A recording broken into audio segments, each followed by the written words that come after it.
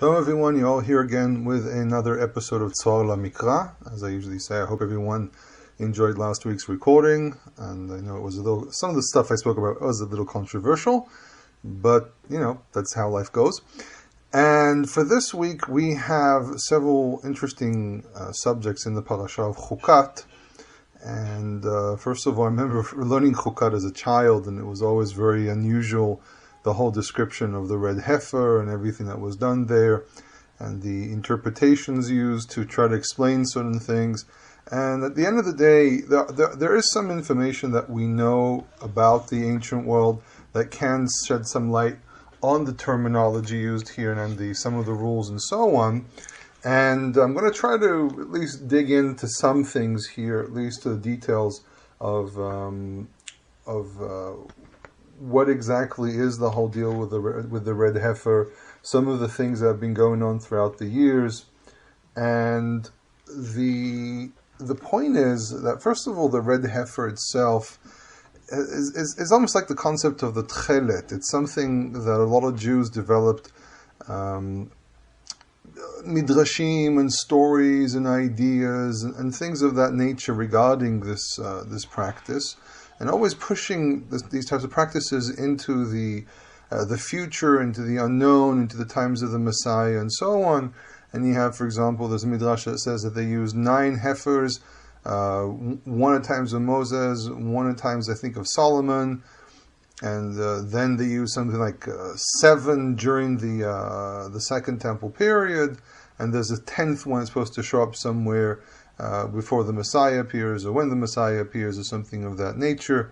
And these types of midrashim, I'm very skeptical about some of the things which are said in these midrashim, because they actually represent other ideas. There's really more to them than meets the eye. And there's Maimonides speaks about midrashim and has some opinions about this, where he says that anyone takes any form of midrash and say, "Oh, it is as it is misunderstanding the point." Think about the fact that 10 is one of the numbers of completion. It is a very symbolic idea, using 10. And think about the fact that there's 7 in the Second Temple period, and they were trying to show the idea that they weren't keeping purity as they did in the First Temple. But again, when you think about the First Temple, when you look at what the Tanakh describes, there's no actual way of knowing exactly what happened. But then, also you can use midrashim as kind of historical data to give you some kind of an idea of what did happen. And you can't argue that the midrashim have, between the lines, you have some information that you can find. It's used in, for example, historical studies all the time, that midrashim have some information hiding between the lines. But in any case, the red heifer. First of all, we have to look at some of the verses where it describes it. So it says the following. This is chapter 19 in Numbers, chapter 19, verse 2. It says, Zot Chuqat Torah. So usually the midrashim, or the regular rabbinic interpretation, says chokah, it's something that has to be done, don't ask any questions, this is how it's done, and so on. And the word chokah first comes from the word hakak, which is to ascribe, and chokah sometimes is something that can be seen as unchangeable law. And for example, if you take the dictionary definition, it says chukah, something which has to be done, a stipulation has to be done precisely in that way, a law, and so on. There are a lot of examples. For example, you have Jeremiah 31:34. It said chokot shamayim, chokot yarech v'chochavim, the laws and the stipulations of the moon and the stars. Or you have in Job chokot shamayim mishtaro. Things that basically are not supposed to change. I think one of the examples from Jeremiah himself, like Jeremiah 31:34 or 33:25, Briti yomam v'layla chokot shamayim v'aretz, my covenant of day and night, stipulations of the heavens and the earth. Basically, things are unchangeable. This is how they're supposed to happen. And I think it's much better to interpret that the chokah, there's very specific stipulations here, and they're not allowed to be changed, and there's a reason for it, and I'll point it out in a moment. But again, I think that the midrash that says the chokah means something which we don't necessarily understand, and you have to do it anyhow, is something that is quite reasonable to argue, because the idea itself of the red heifer is a little difficult, because what it describes is killing something for the purification of people. So there is some difficulty with the whole idea of the red heifer, but there are some hints here that might help us out. So he says, "Zot Chuqat Torah asher tziva Adonai le'emor." This is the stipulation of the Torah which the Lord commanded to Moses, saying, "Daber el bnei Yisrael," speak to the children of Israel, "V'ikhu elecha," and they'll take to you, not for you, but it's really to you, "Fara aduma temima." So it says a para, which usually should be translated as cow, but they say heifer, and heifer by the dictionary definition is a cow that has not had even one child, has not had one birthing. And the problem with this is really that it's not really what the Torah is actually saying. The moment you say para, first of all, it's a cow, and that's the literal translation of the word para.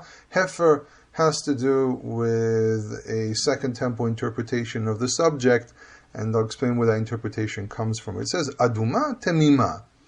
Now, one of the questions here as well is the aduma, which means red, aduma is the feminine form of adom, used in adjectival form, is it also together with the word tmima, in the sense of that the red has to be complete? Like, for example, the rabbinic interpretation says that there should not be even one black hair or two white hairs or whatever it might be. I think it says one black hair is okay, two black hairs is a problem, one white hair is a problem, because white is much more defined on a red background.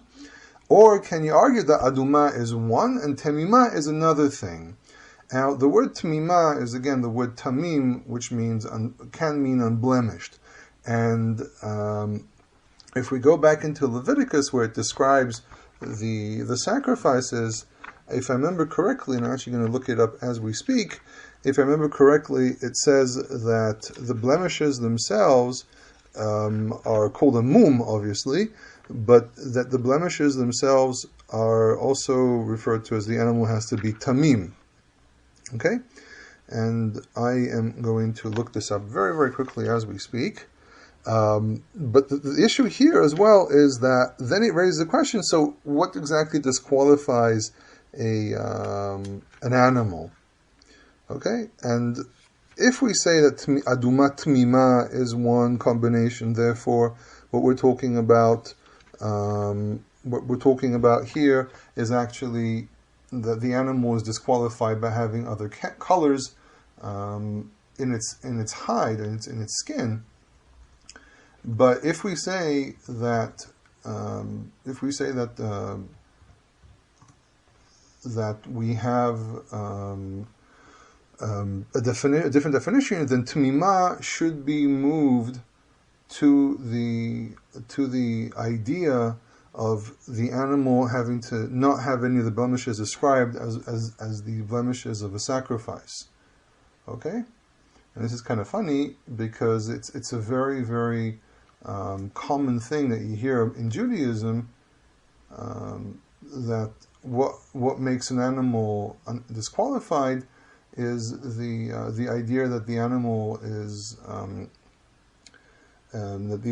actually disqualified by hairs, and there's not much discussion about the animal being disqualified through mutilations and so on. So, for example, every time they find a sacrifice, every time they find a red heifer, wherever it actually might be, then we have it's always disqualified by the animal actually being discovered with a few white hairs, a few black hairs.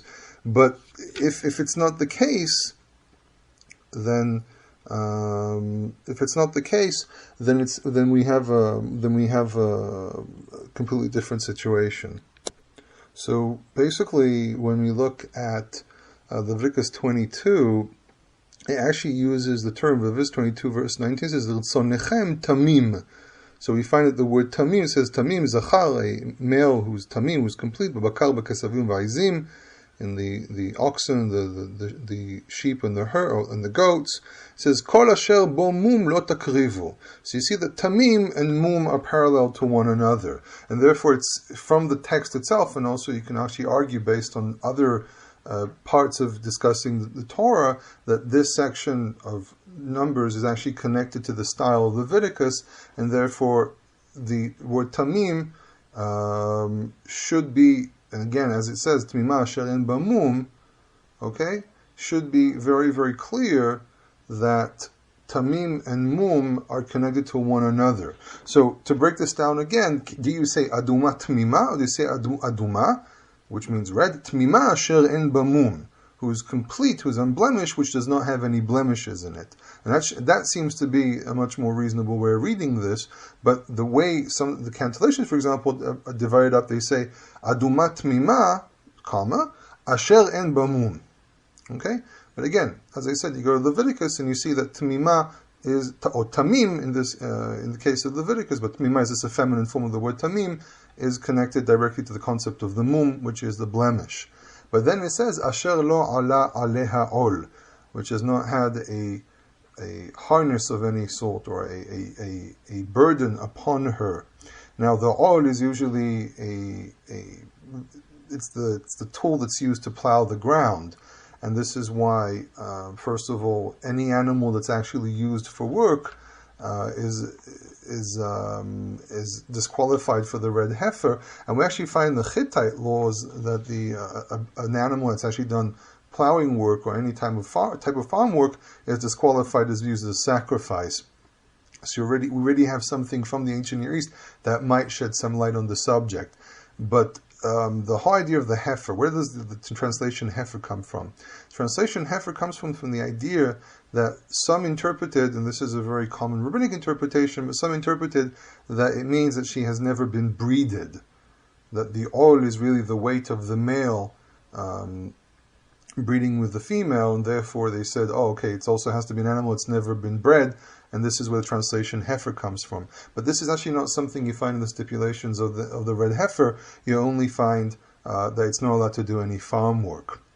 Okay, and then it says in verse 3 that you give the heifer to Elazar. I'm going to use the word heifer, but just because it's what everyone's used to.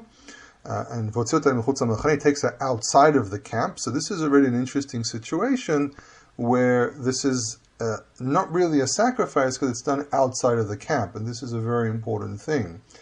But on the other hand, this animal does have certain elements to it which are very, very similar to the idea of a sacrifice. It has to be unblemished, it has to be done under the supervision of a priest. A priest does a lot of the work here, but then on the other hand, we find elements which are very, very similar or identical to what's done with the purification of a person with leprosy. So this is kind of something, this is an animal that's kind of in between. It has certain elements of it which are sacrificial and some elements of it which are more in the purification area. And I've read some interesting ideas here about it. Like, for example, the reason it's a heifer is because a male cow is used to purify the priest, and the Israelites use a female sheep or a goat. It should be a goat, and therefore the thing that's in between is a female cow. So when the idea is they're white, specifically a heifer, but it's also red, and red has a lot of symbolic elements in it. We have that also with the purification of the leprosy. Some might remember leprosy. Some might remember for things I've done in the past. Leprosy is basically a type of death. This is why King Uziyahu or Azariah actually lived in the graveyard because basically he was considered to be as if he's dead. And they take her outside of the camp, which is where you usually do purifications of people who are somehow related to death. And it says, V'shachat otah lefanav. Now what's interesting here is that we have V'natatem otah Elazar Kohen, you, plural, will give her to Elazar the priest, Ve'otzi otah el michutz ha'machaneh, and he, and it's not, again, this is the pronoun game, Ve'otzi, it's not really a pronoun game, but it's Hebrew verbs can contain doer of action and the action itself, and also sometimes a direction of where the action is going to. He will take her outside of the camp. But then it says, "V'shachat otah lefanav." Someone is to slaughter her before him. So it seems to be that someone, v'shachat, okay, otah is the heifer, lefanav, before him, the lefanav refers to the priest. So it's not the priest himself who's doing the slaughter, it's actually someone else. The priest is not involved in the slaughter of the animal itself. And again, this actually works into the whole idea that certain parts of the sacrifice are actually done by the owner of the sacrifice. And in this case, the owner of the sacrifice is the Israelites. So you can say that it's an Israelite that does the slaughtering. And then Elazar takes blood with his finger and sprinkles, and which again it resembles what we have with the leper. And 7 times, again 7 times is also again a very symbolic number. And then he burns her. Then he burns the heifer. And this actually resembles the idea of the olah, but the text actually calls it a chatat, and a lot of people say, oh, this is really a type of sacrifice. But the chatat really means here in the idea of it being something that purifies. So it says v'saraf et hapara le'einav, the heifer is to be burnt before his eyes. And I actually read a commentary that says the reason there's an emphasis here that there's priestly supervision on the whole process is to prevent any perversions, anyone thinking that this is some kind of a sacrifice that's done to some other god, or mixing in some elements which are forbidden. I also remember it seems to be the Leviticus, or the Levitical writings of the Levitical parts of the Torah go into this direction of centralizing the worship in one place, and now we're doing something outside of the temple, so there always has to be priestly supervision to prevent any type of mixing or mistaking what this thing is. The moment the high priest is involved, because Elazar, at this stage Elazar is not the Kohen yet, he's not the high priest yet, but he's going to be very soon. So say Elazar is second in command, so second in command in the temple is involved in this practice. It gives authority that will prevent any perversions of the practice. But it says he burns it with the skin and the flesh and the blood and everything with it, and then he takes a piece of erez, okay, which is a cedar wood, and ezov, which is hyssop, and the shni tolat. You say tolat shani or shni tolat, sometimes it appears as one form or the other, playing around with the position of these words. And again, the tolat shani is what we call crimson. It has a very bright, almost orangey color. I actually had the privilege of speaking with someone from the Bar Ilan University who called Dr. Zohar Amar, who actually they did some work to try to discover how the crimson was made, and they found a certain creature that produces the dye, and they actually produced it was very orange, very bright orange. And that resembles blood and resembles bringing something back to life. Remember that the Torah sees blood as a source of life. And then you have the hyssop. Some people argue the hyssop is really more symbolic of removing bad smells, or maybe as a medicinal element. And the tree, the piece of wood or the tree, again, it depends. Excuse me, if we're talking about a large block or a small block, it doesn't seem to be this is what they burn it with. Okay, this is again a piece of wood that's symbolic, and actually the symbolism is these types of elements were actually used in a lot of Mesopotamian practices that it's quite possible that it represents growth or something like that. But there is an argument that says that this is not really a cedar, because the cedar really only in this region really grows only in the Lebanon. So some people say maybe it was some other plant as well. But it might be that the wood represents growth or coming out of a stagnant situation. And what's very clear here as well is that when someone comes in contact with the ashes, that person becomes unclean. So there's something there is something secretive here, or something that's not being completely revealed to us in this entire practice. And this is why a lot of people saw this as something that has certain elements of secrecy in it that we're not exposed to, and people build off of this a lot of theories of some mysticism. And is it really mysticism in the Torah or not? Is a big debate. There was a massive debate back in the very early 20th century. For example, in Yemen, over mysticism, if it's real or not, and there were a lot of debates throughout the centuries if any of this mysticism is real. But we do find in very early Jewish literature some kind of mysticism. But again, it raises a lot of questions. What's also very interesting here in verse 9 is that a pure man, a clean man, needs to collect the ashes. He places it outside of the camp. This is always kept outside the camp. There's something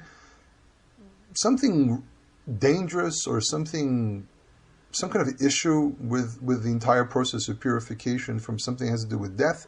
It always has to be kept outside of the camp, and it's never inside the camp. It's always outside of the camp, and it raises a lot of questions about, for example, the practices which were done in the Second Temple about how people purified themselves, because people used to come to Jerusalem and they would be sprinkled with it, or again, it might quite be possible that you didn't have to go all the way to the temple, that ashes were kept in a lot of different places. The practicality of how it was actually done in the First Temple period is really what interests us, because in the Second Temple we already have a lot of descriptions which are based on latter developments and so on, which can be argued as not being necessarily based on Scripture. But it says here it's supposed to be the mishmer, it's supposed to be guarded, and it's called a main nidah. Now, main nidah, the word nidah usually means something which has to be kept a distance, but I've actually seen people say nidah from the root yada, yud daled hey, which means to actually sprinkle. So these are sprinkling water, not water of distance or water that has to do, resembles the word nidah, which is when a woman has a menstrual cycle. But it's also referred to as chatat hi. Now the word chatat hi, some people sometimes understand as being, it's like a chatat, it's like a sacrifice. But again, its practices resemble sacrificial practices, but it's not necessarily a sacrifice. So chatat, probably, again, as I always argue, chatat really means chitui, which is to purify. So it's sprinkling waters, or waters for sprinkling on people, which purify. Okay? And then we have, you have to sprinkle on the third day and the seventh day. It's a long process. You don't just kind of show up once and sprinkle. So again, questions of practicality, because people died all the time. There's lots of burial sites all over the land. People come in contact with bones. There wasn't always a special unit. Morticians and so on, people started to just bury their own dead, and they had to go and find a tomb and bury there. And some people was walking around in the field and they'll discover a tomb there. So there's a question here of the practicality of actually only keeping it in the temple. And it seems to be that there were probably a lot of places where there were priests, and the priests would actually have containers of the ashes, which raises questions of how many they actually made every time. Okay, it raises the possibility that there were a lot more red heifers in the First Temple period than actually told to us by the rabbinic sages.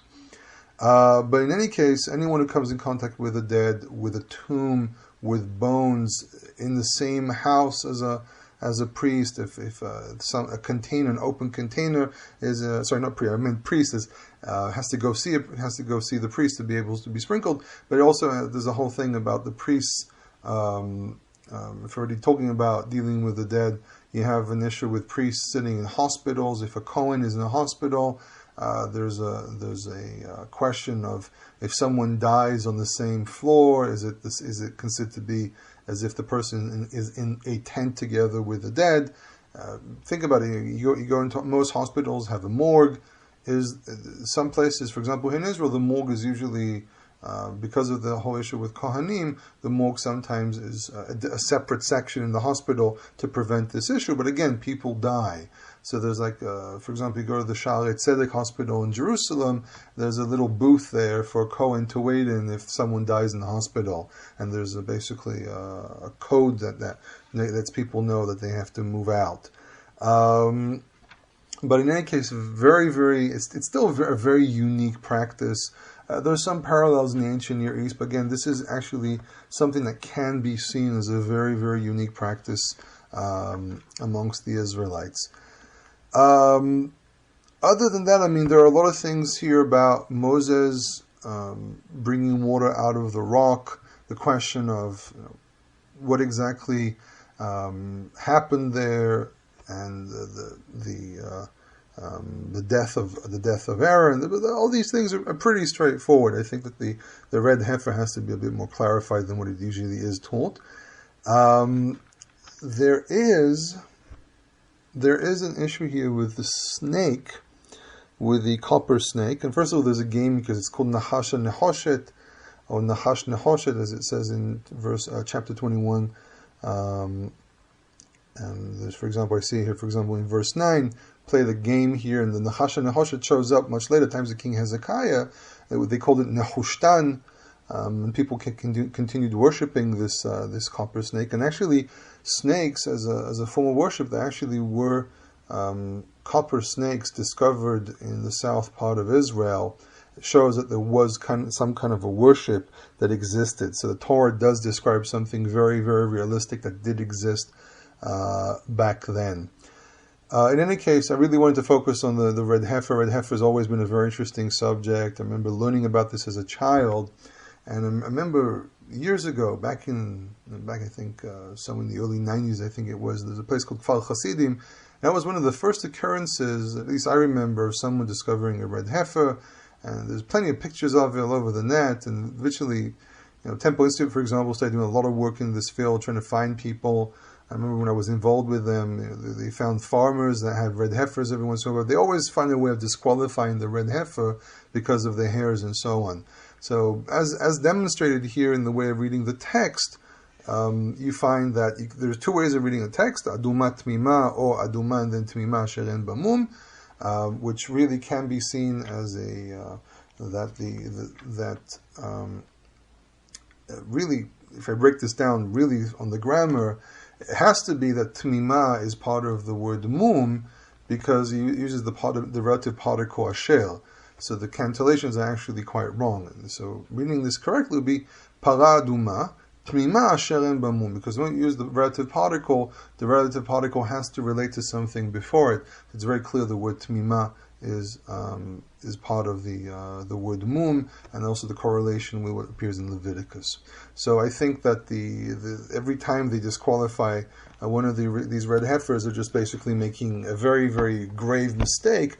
And we could have done a red heifer a very, very long time ago, but because of the misunderstanding of how to unfortunately correctly read a text, we've come up with disqualifying these animals, which the Almighty keeps on sending to us, saying, I usually read it as being God saying, do it already. Here's what you need. It's here. Do it.